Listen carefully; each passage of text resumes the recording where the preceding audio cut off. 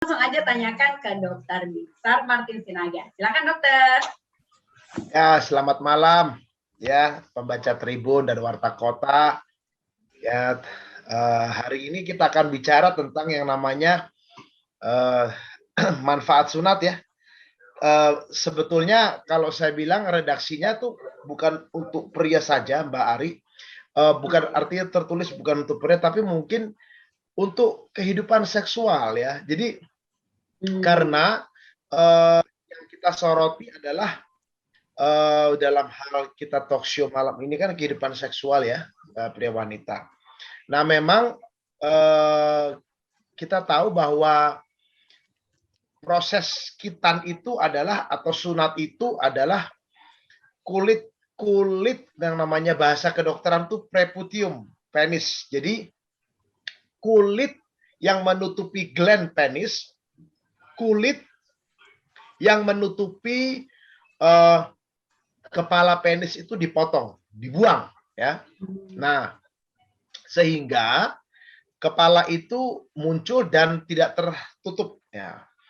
Memang indikasinya adalah indikasi kebersihan ya. Indikasi adalah indikasi kebersihan itu yang paling utama.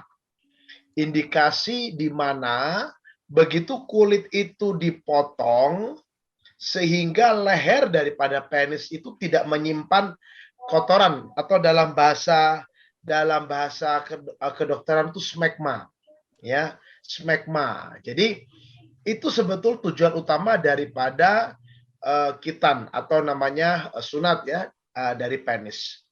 Di samping ajaran agama tertentu, saya mau katakan itulah tujuan daripada istilahnya khitan atau sunat. Lalu pertanyaan berikut, apakah khitan atau sunat itu berpengaruh kepada kualitas ereksi? Apakah khitan atau sunat itu berpengaruh kepada yang namanya kualitas hubungan seksual? Lalu yang ketiga, apakah khitan atau sunat itu berpengaruh kepada bagaimana memuaskan pasangan wanita? Nah, tiga hal ini kita harus tahu. Ya, tiga hal ini adalah menjadi dasar pertanyaan kita secara ilmiah. Apakah khitan atau sunat itu bermanfaat atau tidak? Hal ini pernah dibahas ya di dalam kongres atau simposium dalam bidang andrologi dan seksologi, dan ternyata hasil penelitian multisenter di seluruh dunia itu tidak berpengaruh, Mbak Ari, Kang Cecep, ya, karena kualitas ereksi tetap memegang kunci atau yang namanya peran penting dalam kehidupan seksual seorang pria. Ya, ukuran tidak menentukan. Ya, sunat atau tidak menentukan pasangan wanitanya terpuaskan atau kualitas hubungan seksualnya bagaimana, ereksinya bagaimana, tidak. Tetapi yang penting adalah ternyata kekerasannya itu. Karena diambil sampel adalah pria yang mengalami sunat dan pria yang tidak disunat, lalu disurvei. Nah, derajat kepuasan ternyata sama. Ya, jadi dalam penelitian multisenter itu ditemukan bahwa orang atau pria yang mengalami sunat tidak memiliki perbedaan. Artinya tidak memiliki yang namanya angka yang signifikan berbeda ya terhadap yang namanya parameter-parameter yang tadi saya sudah sebutkan, ya, kekerasan, pencapaian orgasme bagi pasangan wanitanya. Nah, lalu yang pertanyaan berikut, kalau begitu, selain efek kebersihan, apalagi? Ya, buat saya sebagai dokter, selain kaidah agama, maka kebersihan itu hanya sunat itu hanya kebersihan, tapi untuk seksual life atau kehidupan seksual tidak, Mbak Ari. Ya, Kang Cecep. Mungkin itu yang saya bisa sampaikan. Lain hal kalau sunat itu wanita. Sunat wanita itu kan menjadi satu, ada budaya di mana klitoris itu adalah satu bagian, kalau bahasa kedokterannya itu penis yang tidak berkembang pada wanita. Itu letaknya di atas, di dekat bibir luar, di daerah atas dari vagina. Nah, itu dipotong, Mbak Ari. Ya, Kang Cecep. Nah, begitu dia dipotong, maka sensasi saraf dari vagina itu hilang. Ya. Nah, kalau dia hilang, maka yang kita tahu, yang kita pasti temukan, si wanita akan sulit mengalami orgasme. Ya, karena bagian pekarangsang yang difungsikan atau yang diperantarai atau yang ditentukan oleh adanya klitoris itu hilang. Ya. Itu mungkin Mbak Ari dari saya keterangannya, Kang Cecep. Nanti kita akan jawab ya pertanyaan-pertanyaan yang ada. Iya. Ya. Baik dok, ini langsung ada pertanyaan ya dok. Ya. Jadi pertanyaannya dari Ibu Vina, dia tanya gini dok, dokter bisakah saya tahu apa sih bedanya kalau berhubungan seksual dengan pria yang sudah disunat dengan yang belum disunat gitu loh? Apakah ada bedanya atau mungkin apakah juga berpengaruh dengan cepatnya kehamilan antara yang sudah disunat dengan yang belum disunat? Gimana dok? Ya. Persoalan kembali saya harus terangkan yang tadi statement saya, kekerasan atau ereksi itu menentukan kualitas hubungan seksual. Itu nomor satu, ya. Lalu yang kedua adalah yang namanya kadar hormon testosteron. Ya, itu menentukan yang namanya libido atau kebugaran seksual dari si pria. Yang ketiga adalah yang namanya bagaimana sehatnya testis pada seorang pria. Ya, kalau seorang pria itu pembuluh darahnya, dalam hal ini pembuluh darah penisnya mengalami gangguan oleh karena hipertensi, diabetes, kolesterol, dan tidak diobati, maka yang kita temukan ereksinya pasti rendah atau lemah, ya. Bisa-bisa derajat 1 atau yang kita katakan seperti tape, ya Mbak Ari ya, Kang Cecep ya. Atau yang kedua, kalau kadar hormon testosteron dia rendah, maka pasti kita pastikan bahwa yang namanya desire atau hasratnya rendah. Dan kita pastikan bahwa desire rendah, ereksi kurang, ejakulat juga pasti menurun. Lalu yang ketiga, sehatnya organ testis. Organ testis itu perlu sehat. Karena organ testis itulah penghasil spermatozoa. Atau organ testis itu menjadi yang namanya penghasil hormon testosteron. Nah, ini menjadi satu pertanyaan untuk sehat atau tidaknya seorang pria. Bukan ditentukan oleh disunat atau tidaknya seorang pria. Demikian Mbak Ari, Kang Cecep. Oke, baik dokter. Jadi jelas ya untuk Ibu Vina bahwa semuanya itu lebih untuk kesehatan gitu ya dok ya? Betul. Bukan untuk kepuasan untuk pada saat berhubungan seksual. Baik, dok, satu lagi. Ini ada pertanyaan dari Pak Roni. Dia tanya gini dok, dokter saya punya anak masih kecil, usianya sekitar 1,5 tahun.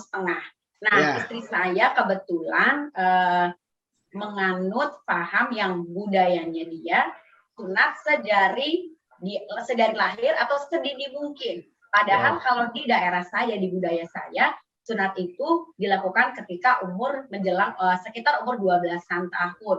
Nah, sebenarnya baiknya mana yang harus dilakukan ya dok untuk sunat anak ini? Di usia berapa terbaiknya? Silakan dok. Ada satu kondisi yang namanya istilahnya itu kulit preputium penisnya itu nggak terbuka atau lengket, yang kita bilang namanya phimosis. Ya. Nah, akhirnya akan menimbulkan infeksi di saluran kemihnya, infeksi di penisnya, ya itu bisa.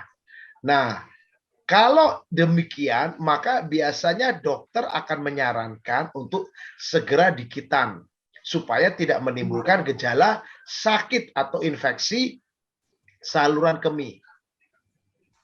Kenapa hari ini segala tindakan itu harus dalam rentang waktu cukup?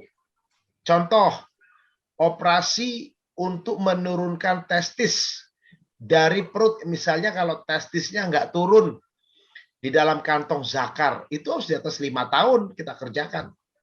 Karena kalau tidak, ya banyak penyulit. Nah, begitu juga misalnya dengan yang namanya sunat. Kalau saya boleh saran, sebaiknya itu di atas istilahnya 10 tahun. Nah, ada banyak kasus, contoh nih Mbak Ari, ya, Kang Cecep, kasus micropenis. Ada banyak penanya usia 6 bulan anaknya. 6 bulan, setahun, disuruh dia bertanya apakah ini perlu disuntik nggak dok untuk itu. Saya bilang kita bisa menentukan anak ini micropenis atau tidak di atas usia 6 tahun. Sehingga angka yang namanya terbaik usia itu 6 tahun ke atas. Maksimal 13 tahun untuk kita perbaiki micropenis supaya tidak terjadi permanen atau menetap, sehingga penis dan testis bisa kita perbaiki. Nah, jadi jawaban saya, Mbak Ari, sebetulnya adalah yang terbaik adalah di atas ya 6 tahun lah, atau 10 tahun boleh lebih baik lagi gitu. Ya jangan 1,5 tahun. Ya hari ini zaman modern ya, Mbak Ari ya. Nah, itu aja Mbak Ari. Baik dokter, terima kasih jawabannya. Kan kita mungkin ada pertanyaan, kayaknya dari tadi udah pengen nanya nih. Silakan Kang Cecep. Dok, kan tadi dikatakan tidak ada pengaruh langsung ya dok. Tapi kalau secara tidak langsung, misalnya itu terjadi infeksi yang kayak tadi penyakit, itu berarti bisa berakibat apakah ada sesuatu dengan penis sehingga dia tidak bisa melakukan hubungan gitu dok? Ya. Infeksi yang terjadi ya namanya phimosis itu akibat dari phimosis atau tidak terbukanya kulit glans penis tadi, itu tidak menyebabkan gangguan ereksi Kang Cecep. Ya, di batang atau di kepala penisnya. Tapi tidak sampai masuk. Nah, kita tahu bahwa penis itu kan isinya pembuluh darah ya, Kang Cecep ya. Penis itu tidak ada jaringan ikat. Lalu yang kedua, di dalam penis itu ada namanya uretra, saluran kencing. Uretra pun ada 2. Satu mengalirkan air seni, yang kedua di bawahnya itu untuk yang namanya air mani, ejakulat. Ya, karena ejakulat itu nanti dari prostat langsung ya. Nah, kalau dia infeksi akibat dari kulit yang tidak terbuka tadi yang saya sudah utarakan tadi, infeksinya itu di uretranya Kang Cecep. Jadi infeksinya itu di uretra lalu naik ke kandung kemih. Nah, naik ke kandung kemih dan akhirnya menyebabkan anak tersebut demam. Karena apa? Karena air seni, air kemihnya itu tidak lancar keluarnya. Nah, ini yang menjadi penyebab dari yang namanya infeksi saluran kemih akibat daripada kulit yang namanya preputium penisnya itu, kulit di kepala penisnya tidak terbuka. Nah, sehingga perlu dikitan. Tetapi tidak menyebabkan yang namanya gangguan atau problem ereksi dari penis tersebut. Nah, kalau itu kan pada anak ya dok ya, sehingga menimbulkan demam ya. Tapi kalau misalnya itu pada orang dewasa, kemudian apakah kulup kalau di sunat itu namanya kulup, kulup. kulup ya.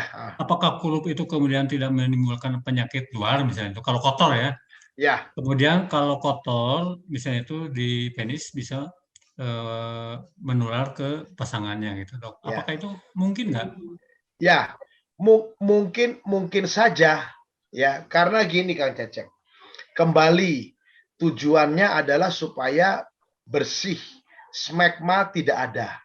Ya, makanya pada orang-orang atau pria yang memang harus rajin, disiplin.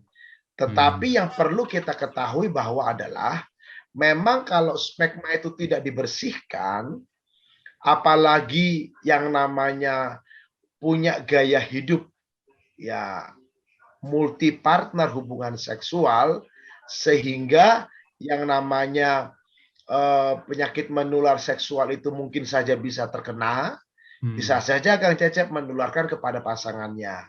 Tetapi secara keilmuan, smegma atau kotoran penis itu, atau yang namanya kotoran dari kepala batang penis ya, itu ada di lehernya itu tidak menular. Ya, walaupun ada penelitian akan bisa menyebabkan problem di penisnya, Pak Kang Cecep ya. Ya, ada kasus yang diperkirakan menyebabkan kanker penis. Ya, misalnya seperti itu. Ya, itu Kang Cecep. Nah, kalau sudah kanker penis kan berarti kan dalam jangka panjang bisa mengganggu juga ya, Dok ya? Kanker penis ya jelas pasti bermasalah. Ya. Ya, namanya aja kanker di batang penis. Ya. Ya kan? Ya. Agama apapun yang menganjurkan untuk sunat, untuk khitan, artinya ada korelasinya dengan kesehatan ya. Jadi agama itu tidak semata-mata melarang atau tidak semata-mata membolehkan, tetapi selalu ada korelasinya dengan kesehatan secara ilmiahnya ya. Ya, jadi khitan yang secara agama dan agama Timur Tengah itu kan dari Timur Tengah kan itu 3 agama ya kan itu, dan itu memang adanya sunat ya. Nah, sunat itu sebetulnya kalau dari sisi kesehatan sangat berkorelasi positif, artinya untuk menjaga kesehatan. Nah, dalam hal seksualitas ya, tadi ada penanya, Ibu tadi berkata tentang yang namanya ereksinya, hormon testosteron ataupun spermanya, tidak ada korelasinya ya, itu aja. Ya. Nah, Dok, ini kalau misalnya tuh ada pasangan nih, ya, karena si prianya itu tidak disunat atau belum disunat, atau misalnya dia tidak disunat lah. Ya, tidak disunat lah. Dia ada dalam satu budaya yang memang. Ya. Nah, sementara pasangan wanitanya dia yang meyakini bahwa sunat itu baik buat kesehatan. Ya, betul, Kang. Apa kira-kira menurut dokter yang harus disampaikan si wanita terhadap pasangannya itu? Kalau saya menyarankan kembali kepada kesepakatan. Ya. Kesepakatan di antara si pria dan si wanita. Ya, si wanita misalnya menghendaki prianya disunat. Si prianya tidak mau. Tetapi yang pasti akan terjadi satu kesepakatan yang berkaitan dengan kualitas hubungan seksual. Kembali itu Kang Cecep, kalau kualitas hubungan seksualnya no problem, sama-sama memuaskan kedua belah pihak, ya mungkin kesepakatannya ya terserah masing-masing. Karena pengalaman nih Kang, dan istilahnya secara keilmiahan, ternyata ya itu data bahwa entahkah disunat atau tidak mempengaruhi kualitas hubungan seksual.